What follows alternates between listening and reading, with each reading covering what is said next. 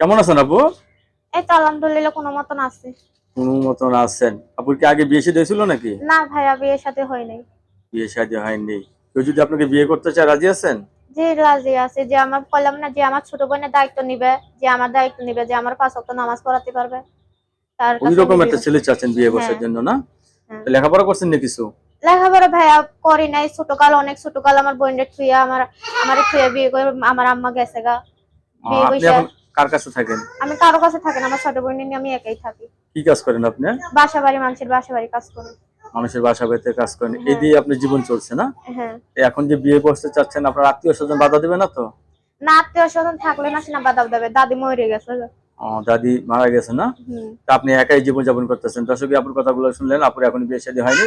তা আপুর সাথে কথা বলতে পারবেন, আপুর জীবনের বৃত্তান্ত আরো জানতে পারবেন। আপু, সবাই আপনার সাথে কথা বলে কারোর সাথে খারাপ ব্যবহার করবেন না, ঠিক আছে? ওকে। আপনার কাছে একটা ধন্যবাদ। কথা কি ভাইয়া, যারা আমারে ফোন দিবেন তাদের কাছে অনুরোধ, আমার কেউ খারাপ কথা বলবেন না।